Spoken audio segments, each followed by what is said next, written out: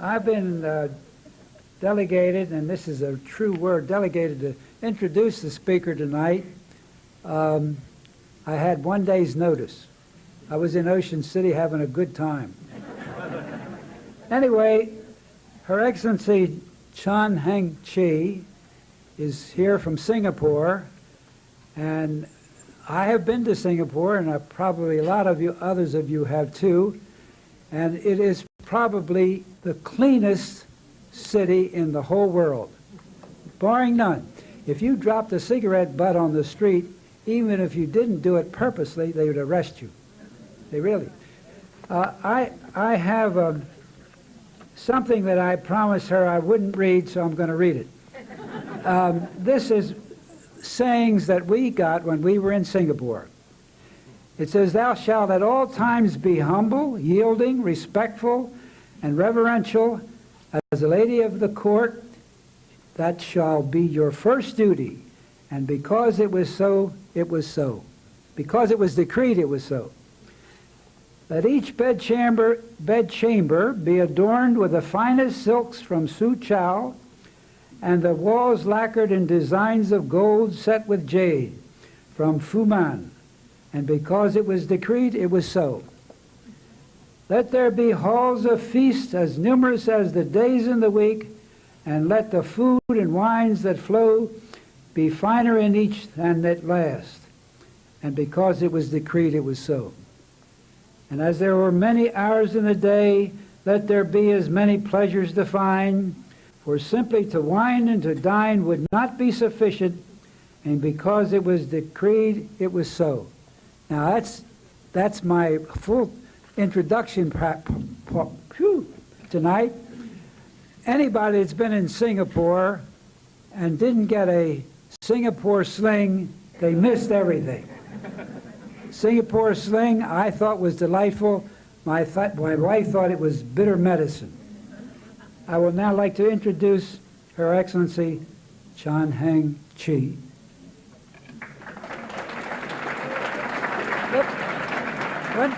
One more minute. I'm talking all myself.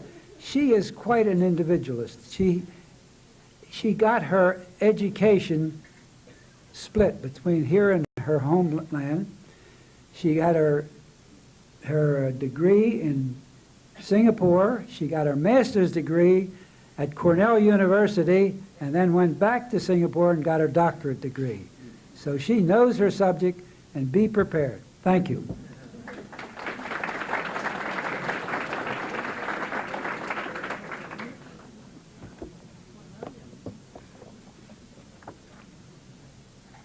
Thank you, Mr. Wallace. I'd like to take a moment to thank the Baltimore Council of Foreign Affairs for inviting me to this delightful city. It's the first time I've been in Baltimore, and it's really very pretty from what I have seen. I would like to add, too, that I'm glad I missed the Orioles in the nick of time. My talk this evening is addressed the Cambodian peace process and ASEAN perspective. Now, I was once told that the definition of a pessimist is a person who looks on what is happening or a problem and says, things look really bad. It can't be worse. It can't be worse. An optimist, on the other hand, is one who says, it can, it can. Now, looking at the Cambodian problem today, as we approach the Paris International Conference, I am not sure if I ought to be an optimist or a pessimist. Now, in talking of the Cambodian peace process, you must wonder what my starting point would be. Certainly, I will not detail the 10 years of ASEAN diplomacy on Cambodia ever since the Vietnamese invasion of the neighboring territory, although it would be relevant. I will merely extrapolate from the long involvement of ASEAN to highlight some points which are central to the whole question of the dynamics of the peace process. I am aware, of course, that tonight I am addressing an audience that has some familiarity with the developments in Southeast Asia and the Cambodian problem. This evening, I will try to deal with the following questions. What precipitated the peace process? When did the peace process begin? How did we get to the International Conference on Cambodia in Paris? What are the key issues at the International Conference on Cambodia? What is or are the ASEAN position or positions on the evolving Cambodian problem? What are the outcomes of the International Conference? And finally, I'd like to make a few comments about the post-Cambodian regional order in Southeast Asia. Now, over the last 10 years, since Vietnam invaded and occupied Cambodian territory, ASEAN has steadfastly and consistently mounted a campaign in international fora to put pressure on Vietnam to withdraw its occupation troops, to dismantle the puppet regime, to allow for the self-determination of the Khmer people, and to establish an independent, sovereign, and neutral Cambodia. ASEAN has been very successful at isolating Vietnam. At the UN, there has been an increasing number of countries voting for the ASEAN resolution condemning Vietnam. In October 1988, 122 countries voted to support ASEAN's call for Vietnam's withdrawal and for comprehensive political settlement, for UN peacekeeping, and the supervision of a free and fair election. Vietnam has also been deprived of Western aid and trade so long as it remains in Cambodia. But successful though this diplomacy has been, it must be admitted that what really brought the Vietnamese to the negotiating table was not ASEAN, but the Soviet Union, and to a lesser extent, China. But ASEAN consistency has made the point to Vietnam of the high cost of external aggression. I would not, however, give the Nobel Peace Prize to Gorbachev for his part.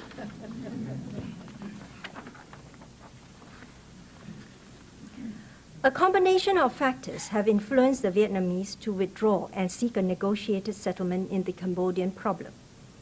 The Vietnamese have in the past responded to changes in the Soviet Union and China. The economic modernization taking place under Deng Xiaoping and the great strides in economic developments and the path of perestroika and glasnost chosen by the Soviet Union must have convinced them that they should not be left behind. President Gorbachev's new foreign policy, which seeks to trim down the Soviet Union's military commitments abroad, served a clear veto to a prolonged Vietnamese presence in Cambodia. Furthermore, Vietnamese realization that a Sino-Soviet rapprochement could lead to an imposed settlement for Cambodia by the larger communist comrades would have given new impetus to the Vietnamese to move. Now, 1987 and 1988 will be remembered in history for the flurry of diplomatic activity, as several actors entered with initiatives to help the Cambodian problem towards settlement. There were clear indications that the Soviet Union was reassessing its commitments abroad, and in 1987, it indicated that it was ready to hold talks on Afghanistan. It is almost certain that the Soviet Union also pressured Vietnam at the same time to break the impasse and to persuade the Cambodian communist leaders to negotiate with Prince Sihanouk. It is significant that in May 1987, Gorbachev met with the new Vietnamese party leader, Nguyen Van Linh, in Moscow, followed by a meeting 2 months later in July with the PRK leader, Heng Samrin. The Soviet Union, you will remember, announced, in fact, in April 1988, its intention to withdraw all Soviet troops out of Afghanistan by February of 1989. So really, it was Soviet or Gorbachev's initiatives that helped the Vietnamese to the table. But not only was ASEAN busy. Through the Indonesian Foreign Minister, Dr. Mokhtar Katsumatmadja, who made a great effort to pull off what he called a cocktail party a meeting bringing together the different Khmer factions. So was France, and so were many other go-betweens, including Romania, Austria, India, Algeria, the PLO, and even President Mugabe of Zimbabwe. All were ready to act at the first hint of flexibility from Hanoi.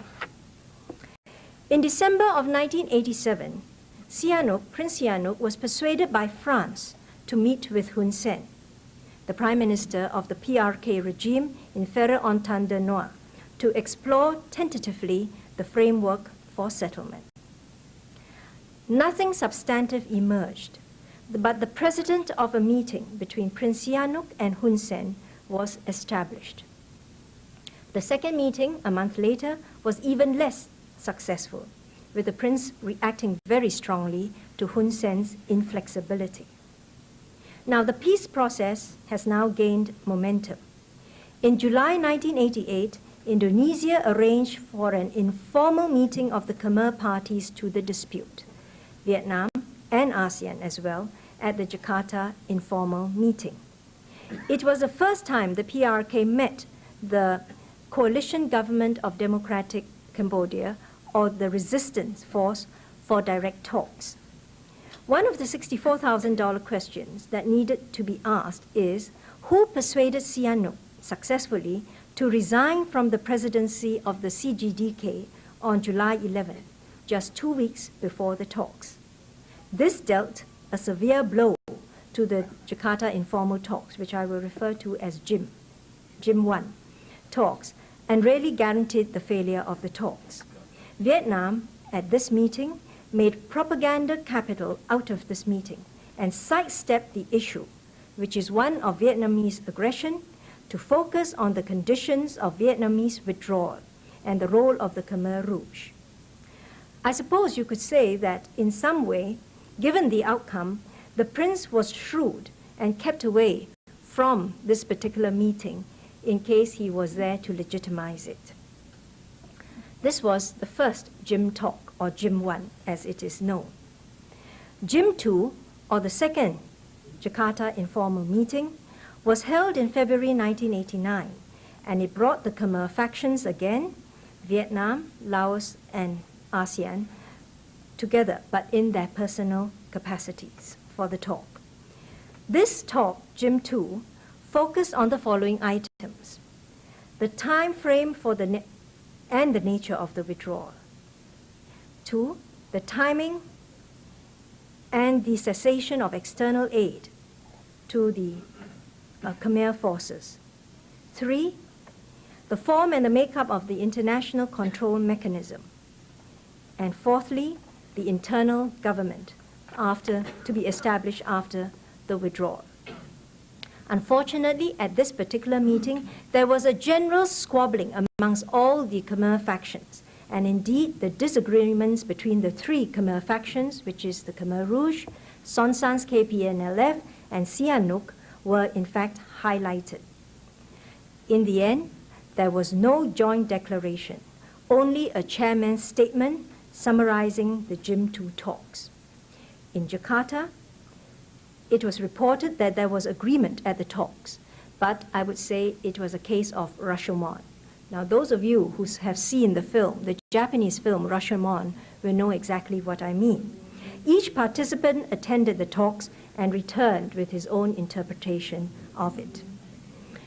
The talks were adjourned to allow the Khmer parties to talk among themselves, and they were given till June, now this is 1989, to reach an agreement prior to an international conference which would have been held. Now, what is most striking in this peace process that I have been outlining to you is that the UN, which has been the forum to deal with the Cambodian issue ever since the Vietnamese invaded Cambodia in 1978, and which had laid down strictly the terms of withdrawal, which Vietnam has consistently refused to comply with, is now being bypassed, with Vietnam choosing instead to use another process, and where there is a tendency and a danger that it would redefine the issues on Vietnam's terms. And this is what is happening, partly to the peace process. And now we are headed towards the French International Conference. Now, it must be confusing to outsiders at this point, if I may say, as ASEAN's hitherto united approach looks like it is heading in a certain centripetal direction. Of course, in the past, it must be remembered, ASEAN member states have each tried on their own, using their own initiatives, to try to break the Cambodian impasse. And Malaysia, Indonesia, Thailand have each on their own tried to sort things out with Hanoi. They have visited Hanoi and tried to work out a settlement. But all efforts in the shuttle diplomacy did not yield anything substantial, except to keep open a certain line of communication.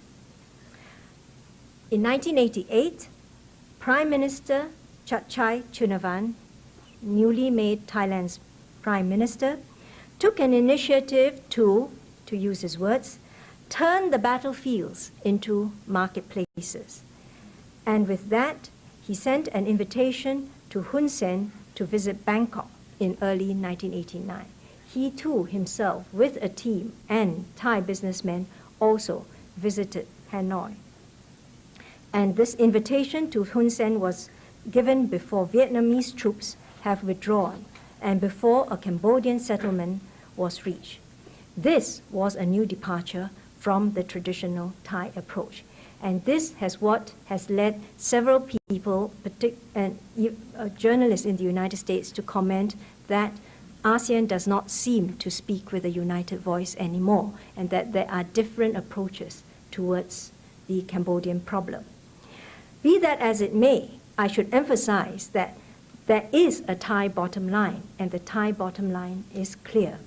Recently, Prime Minister Chachai said, and I quote, "We cannot condone military aggression, nor can we extend diplomatic recognition to governments created and propped up by foreign military forces." Now, it has also been observed by Western scholars and journalists that there are different perspectives, strategic perspectives within ASEAN states about the region. And so there are. But this has not prevented ASEAN from coming together to produce a common stand and to stand in common cause. It is generally known that Indonesia regards China as a long-term threat in the region and Vietnam as a potential counterweight. Thus, normalizing relations with Vietnam is high on the agenda of Indonesian foreign policy. But nonetheless, Indonesia has stood alongside with ASEAN in an agreed common stand. Now, on April the 5th, Vietnam made the dramatic announcement of the withdrawal of all its forces from Cambodia by September 30th, 1989. This is what everybody is talking about, and this is what has hastened the pace of the peace process. In all likelihood, it was scheduled to preempt any Sino-Soviet imposed agreement on Cambodia. It is important to remember that there was a Sino-Soviet summit scheduled in Beijing on May 15th to 18th, when Gorbachev was to meet and has met Deng Xiaoping. This announcement by the Vietnamese was made on April the 5th. So this is one way of saying that Vietnam would like to decide matters for itself. It was not a concession from Vietnam, as many people would like to portray it, that Vietnam has conceded something. I think it was an admission of defeat. Now, there were 3 points that are significant about this announcement. Firstly, the announcement was made as a joint declaration together with Laos and Cambodia. This is important when one tries to read Vietnamese post-Cambodian intentions. Vietnam has never ceased to emphasize its close relationship with Laos and Cambodia. and see the three socialist regimes as allied in a special way, a relationship that it is not likely to surrender. In fact, it constantly refers to this quote-unquote special relationship.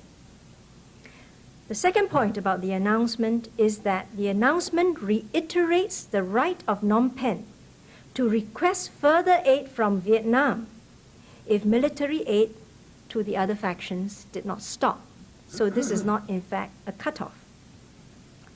The third thing about this announcement is that instead of a UN presence, which is what the UN resolution and the UN international community has recommended for a post-withdrawal and a withdrawal supervising force in Cambodia, Vietnam has suggested the reactivation of the International Control and Supervisory Commission, ICSC, of 1954 during the last French, Vietnamese War, whose members are Poland, Canada, and India. They have recommended this to satisfy the demands of verification. Now, ASEAN's response was generally one of welcoming the withdrawal announcement as a positive step.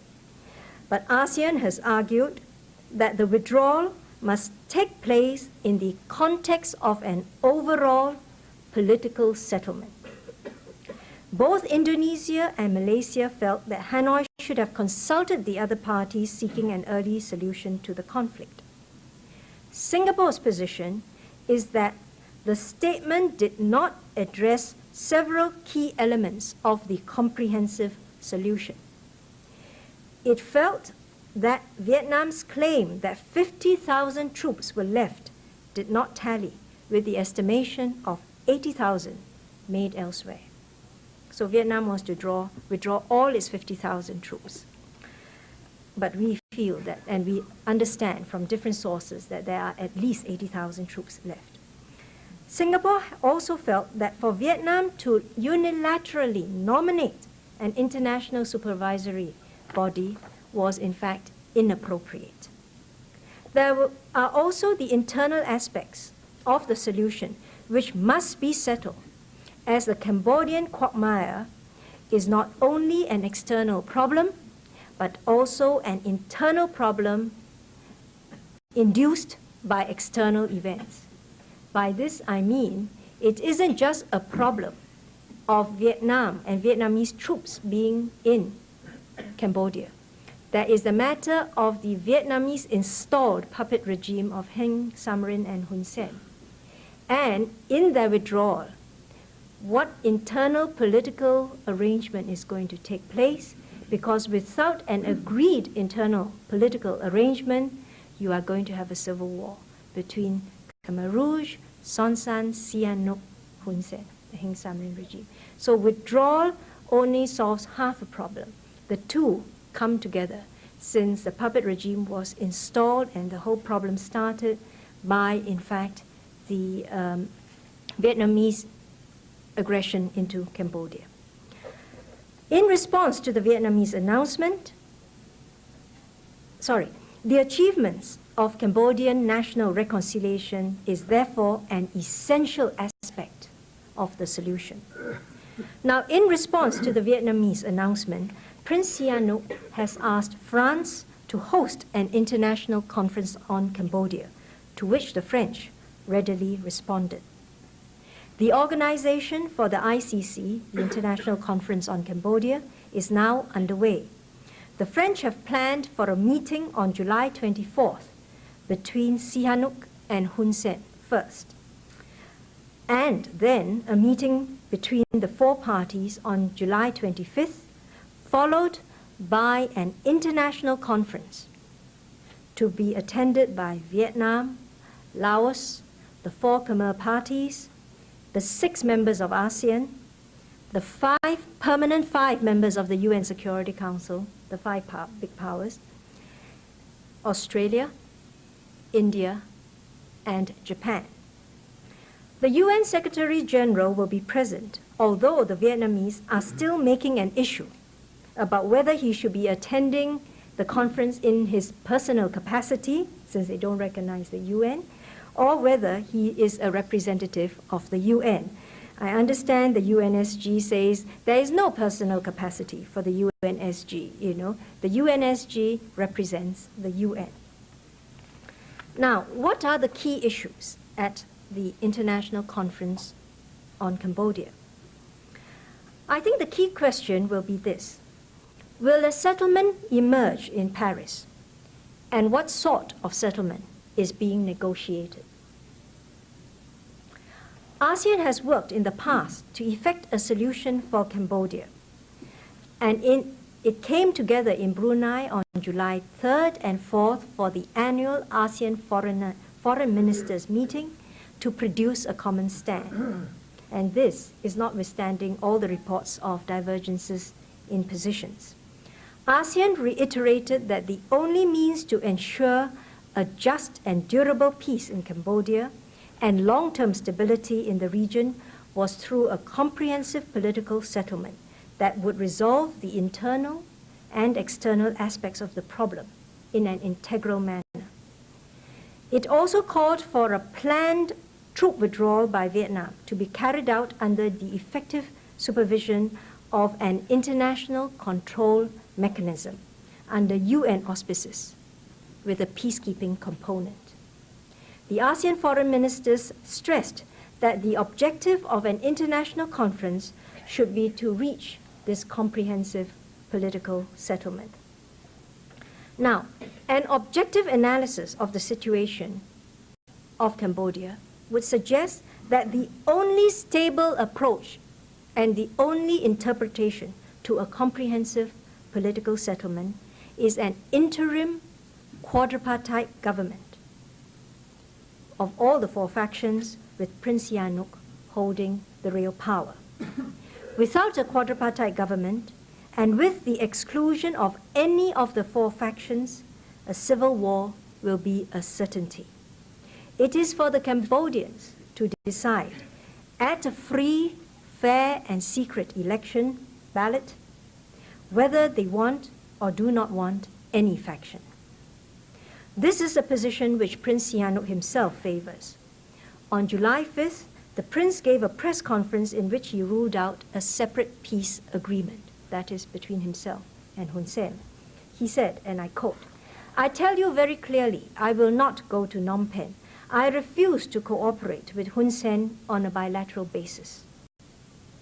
The prince has also pointed out that unless the 130,000 Vietnamese soldiers who remained disguised as Cambodian soldiers and peasant militia, and the 1 million Vietnamese settlers departed, and unless Hun Sen agreed to a coalition with all the Khmer parties, he would not accept a settlement.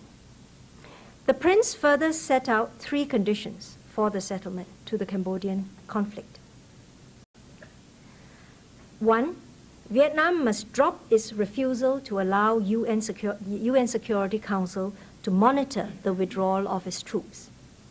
2, there must be liberal parliamentary democracy to replace the present Phnom Penh regime. It would be modeled on that of France, with a president chosen by popular election for a 7-year term. 3, the principle of unanimity should apply in Paris, which means the resistance coalition would only recognize a unanimous decision or unanimous decisions taken at the international conference. It is not possible for me to talk about Cambodia without saying a few words about China. China, for its role, is very important and crucial in this whole puzzle. China has been, in fact, the major backer of the Khmer Rouge. China is difficult to read at this moment. The events in Tiananmen Square and its internal problems may affect its conduct of foreign policy and have raised questions about China's position on Cambodia. All I can say is that from all indications that I have received, it is clear that the Chinese have not changed their position on Cambodia. They say so publicly, and in the likelihood of competition for attention at home, the Cambodia policy will not change. And certainly it will not change in its insistence on a quadripartite provisional government. Thus, you can see the positions of the key players are very far apart, and at this point, they do not encourage a sanguine view or outlook for the international conference on Cambodia. Now, one of the dangers, as we see it in ASEAN, is that now that Vietnam has announced its decision to withdraw its forces from Cambodia, there are voices inside Congress and in the United States which have shifted its focus to the Khmer Rouge as the central issue. These segments of opinion seem quite prepared to allow Vietnam's client to remain in power, intact, in Cambodia. The New York Times, in its columns and editorials, have been strong advocates of a bipartite coalition between Hun Sen and Sihanouk. It was disturbing for me to read in yesterday's Sunday New York Times that Representative Chester Atkins of Massachusetts said, and I quote, "For all of its dastardly actions and questionable origins, the Hun Sen government has begun the painstaking ordeal of rebuilding war-ravaged Cambodia." Now let me clarify our position. ASEAN has no particular liking for the Khmer Rouge either. Last year, at a great risk of offending a great power, China, and at the risk of losing some votes at the UN, ASEAN amended its resolution, the UN resolution, to include the phrase, the non-return, calling for a non-return to the policies and practices of a recent past. Clearly a repudiation of the behavior of and a warning against the Khmer Rouge. However, we believe in first things first, and as the prince says, you don't want to put the cart before the oxen. Arguing in the terms of Representative Atkins, or in any way to justify the Hun Sen regime as preferable to the Khmer Rouge, is to us a clear disregard for moral consistency. We should not be so ready to exchange the prospect of order and institutionalization for hallowed principles. Then order and development is bought cheap. 10 years of occupation ought at the very least to see some material improvement in Phnom Penh. It is not surprising at all and no great achievement. It should not be used as grounds for the acceptance and legitimation of a puppet regime. It would be a moral and political tragedy if after 10 years of collective effort to deny Vietnam a fait accompli in Cambodia, that the victims are punished and the aggressors rewarded. A settlement that leaves the Hun Sen regime dominant in Phnom Penh would create a dangerous precedent, the precedent that aggression pays. In his declaration on June 25th, 1980, this year, Prince Sihanouk said, and I quote, "It is not at the dusk of my life that I am going to accept a dishonorable compromise for Cambodia and her future." Indeed, we should not settle for a dishonorable compromise in Paris. It is in this light that ASEAN welcomes the Bush administration's move to provide lethal aid to the non-communist resistance. This aid, which has passed the House and yet to go through Senate, is in fulfillment of one of the 3 tasks set out by Washington to deal with the Cambodian problem. The 3-pronged approach could be summarized as, firstly, to obtain, this is the US approach, to obtain international support for a negotiated settlement with the withdrawal of the Vietnamese troops, internationally supervised elections, etc., all those components. Secondly, the strengthening the non-communist resistance by increasing their forces from 30,000 to 46,000 by the end of 1989. And thirdly, devising ways to weaken the Khmer Rouge and to reduce its ability to threaten the peace in Cambodia. But most importantly, it must be understood that the lethal aid to the non-communist resistance is a signal of U.S. support for Prince Sihanouk, and at this juncture would be vital in strengthening his hand at the negotiations in Paris coming up with the inflexible Hun Sen. Now, those who argue that the arms would only fall into the hands of the Khmer Rouge should recognize that in the last 10 years, there has been no evidence that any arms of the Sihanoukis and the KPNLF, Son San's group, has been captured and used by the KR. They use totally different weapons. What are the possible outcomes of the conference? It is difficult to talk about this as we can still have surprises at the conference. And I would still say the final positions of some players or all players have not been revealed yet. But I can think of several possible outcomes. Firstly, the best case scenario would be the achievement of a political arrangement acceptable to all the Khmer parties, leading to an agreement, a signed agreement, and followed by a UN presence. Secondly, there could be a solution that results in a bipartite or a tripartite arrangement.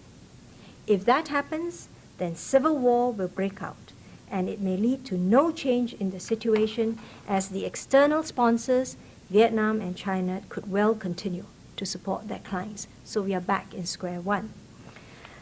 Thirdly, no agreement at all, but the Vietnamese are withdrawing nonetheless. What ASEAN does not want is to have the ICC end up legitimizing an unverified Vietnamese withdrawal, should there be no agreement on the internal political arrangements. The fact that just simply because there was an international conference, some people would believe that there has been some kind of verification. But if you do not have a supervisory force on the ground, you have no verification. Fourthly, the last outcome, of course there could be many, but I am thinking of these four major ones. The intra-Khmer talks will continue beyond Paris because they can come to no settlement in Paris, in other conferences and in other settings. Then I would say the danger would be for the reality to be blurred, and the Hun Sen regime will not be regarded in its true light, that of a regime which was installed by an external aggressor. We must guard against the expediency of a situation and the desire to get over with a long drawn-out problem and move to business as usual very quickly. Now finally, let me say a few words about the post-Cambodian regional order in Southeast Asia. Supposing all this was settled, and the Vietnamese have gone back to Cambodia, and all is verified, and there is agreement, and there's a quadripartite government, there are elections, etc. What happens in Southeast Asia? The Thais have already been articulate about their vision of the post-Cambodian Southeast Asia.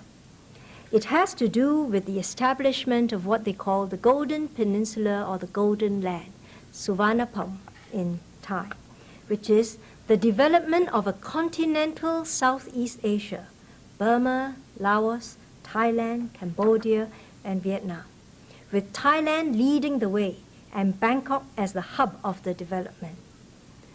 In this Thai vision, Southeast Asia is divided into two regions, and archipelagic Southeast Asia's development is led by Singapore. Singapore has never dared to think in such terms, I should add. We are aware that Malaysia and Indonesia are growing economies and would certainly wish to assert its strength. Singapore is also smaller than Brooklyn, with a population the size of Brooklyn. At best, there would be a full understanding of comparative advantages and specializations, and each ASEAN member would do what it does best. Now, there are those who have asked, what will happen to Vietnam, Laos, and Cambodia once the issue of Cambodia is behind us? Will it mean the start of a new order? The Malaysian Prime Minister has said, ASEAN must begin, and I quote him, regional reconciliation with the Indo-Chinese states after a comprehensive, peaceful settlement has been worked out. How that relationship, the regional reconciliation, will work out will be important. Some people have asked if Vietnam would be accepted into ASEAN. Now, it must be remembered first that Vietnam has never expressed a desire to join ASEAN in the first place. But even if it did, ASEAN is an association of free market, non-communist countries. Membership in ASEAN implies an acceptance of the ASEAN way of doing things and an quote-unquote ASEAN spirit, which is indefinable but certainly informs the behavior between partners. There is the possibility of the signing of the Treaty of Amity and Cooperation, which is an ASEAN treaty, which Papua New Guinea has just signed at the Foreign Ministers' meeting in Brunei. This treaty merely indicates that signatory agrees to abide by the principle of peaceful settlement of disputes. It will thus be some time before this question will be seriously entertained. Now, the Southeast Asian region is going through major sea changes, but then so is the rest of the world. It would be too simplistic to believe that Vietnam is the only factor to consider in a changing regional order. There are many other imponderables, such as, first, what is the new role or roles of Japan in the region? Secondly, what is the effect of a new US-Japan cooperation, invigorated by the recognition of its importance to the Asia-Pacific region and to Asia-Pacific cooperation? 3, how will China behave in the near term and in the long term? After its recent problems and international isolation, has its capacity been affected or its foreign objectives changed? Fourthly, what is the Soviet Union's role and influence in Asia and Southeast Asia going to be? Fifthly, who are the new middle power, who is and are the new middle power or powers that will emerge in Southeast Asia? And how will it or they interact among themselves and in the region and with extra-regional powers?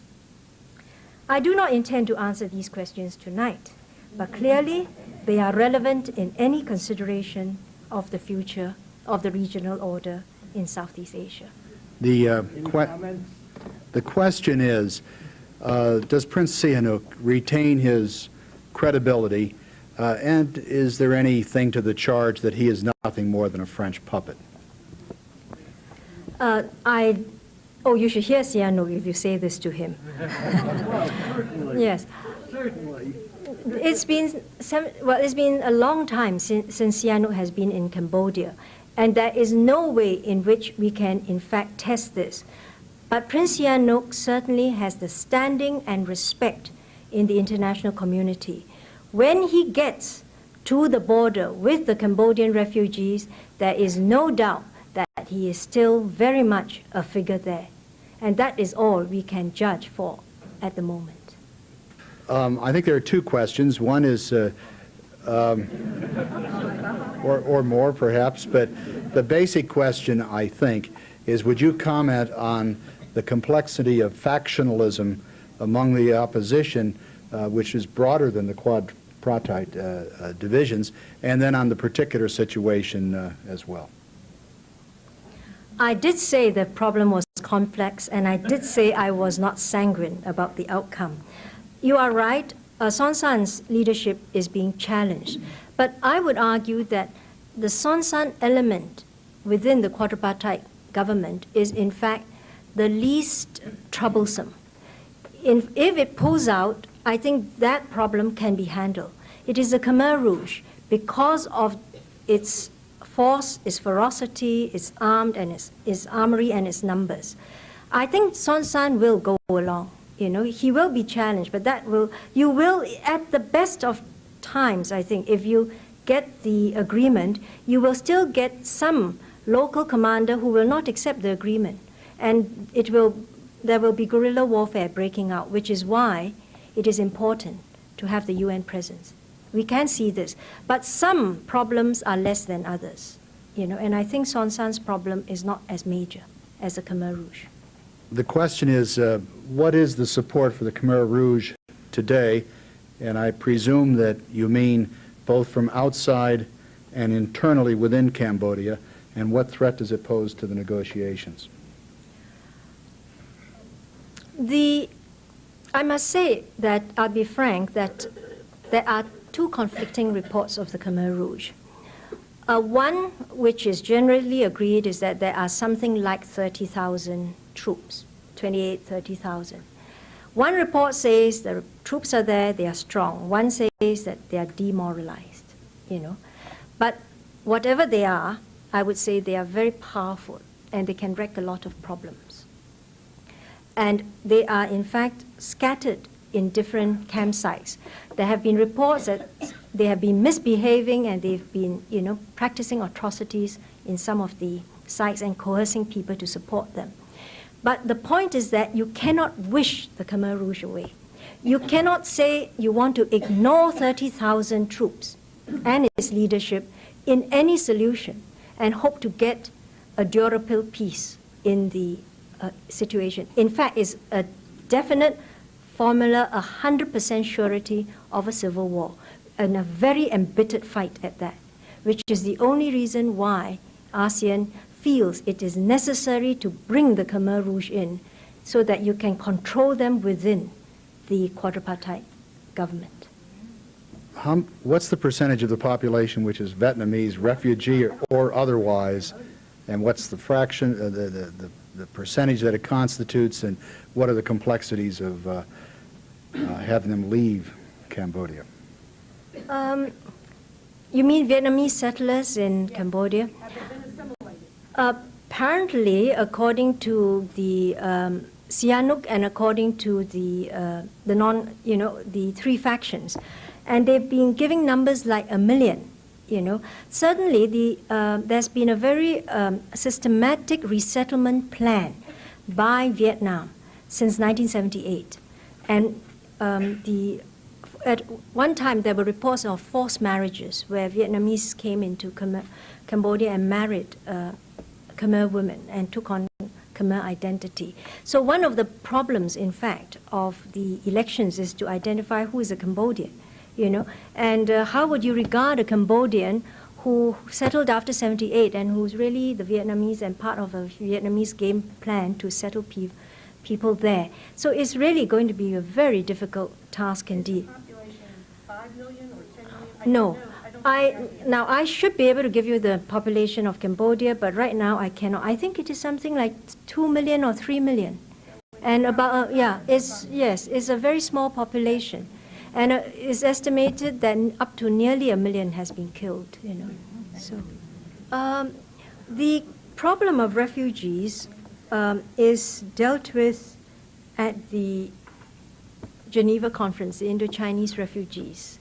But I was there recently in Geneva at the conference, and the main focus was on Vietnamese refugees, both people coming out of Vietnam, not Cambodia.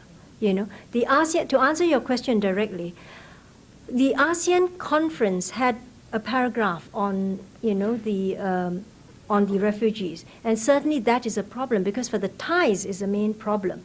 But all this must be resolved after the withdrawal. And one of the issues or one of the items to be looked into by the UN presence would be the return of refugees to Cambodia.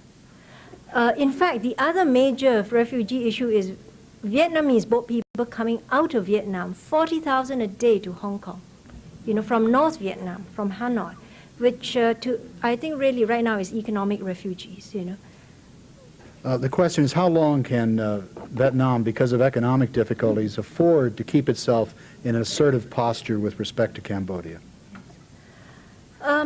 Well, Vietnam has lasted a very long time. But in 1985, we in ASEAN, and particularly Singapore, said time is on our side. The Vietnamese used to boast time is on their side. And indeed, you find the scholarship on Vietnam and Southeast Asia, there was a great discrepancy in view.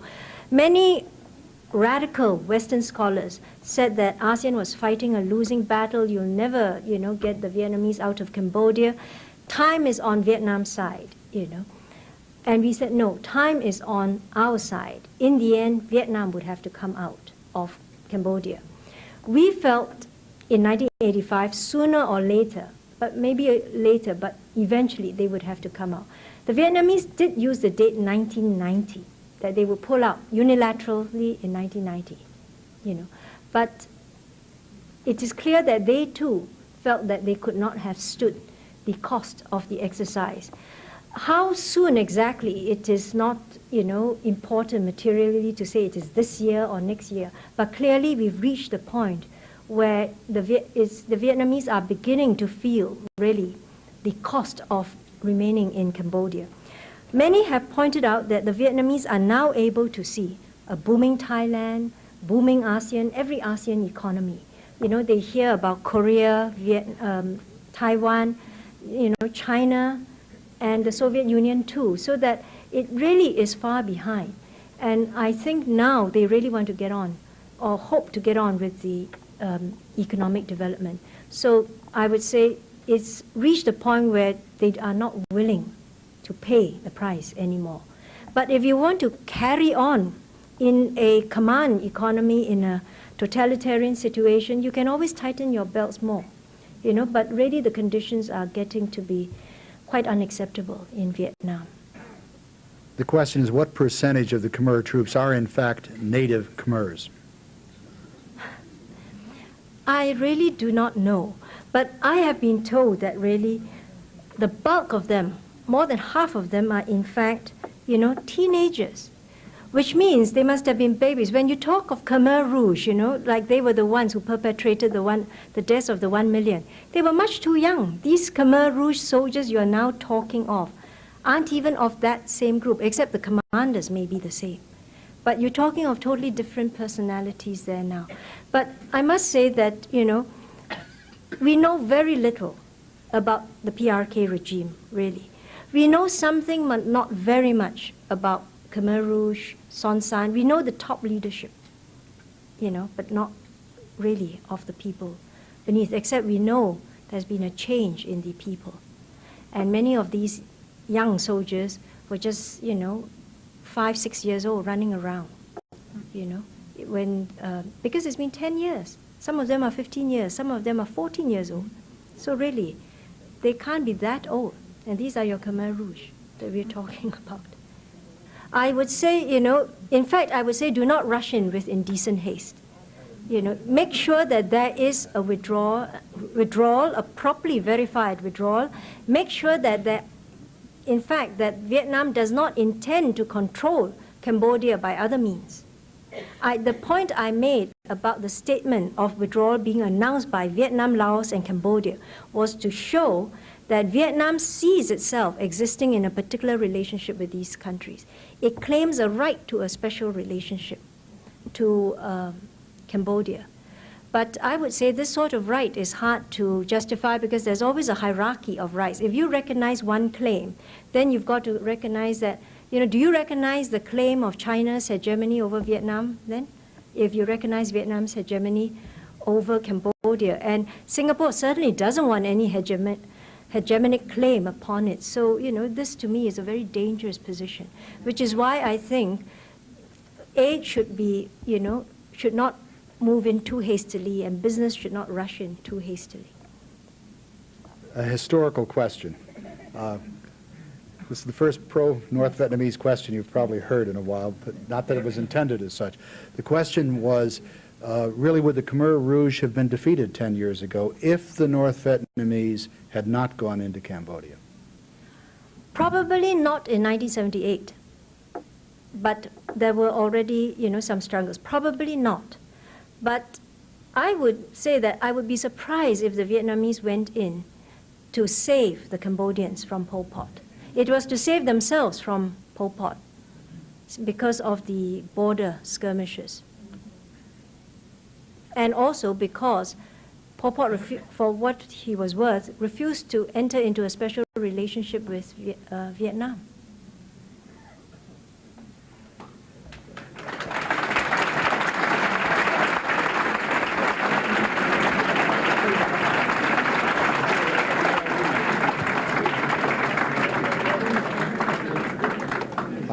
I don't know which is the greatest lesson we've learned tonight. There have been a lot of them. It certainly gives, I think, an interesting view of regional diplomacy and its merits and quality. But we are overall very indebted to you for what was a thoroughly satisfactory and complete presentation, plus an enormous pleasure. It's been a good evening. We thank you.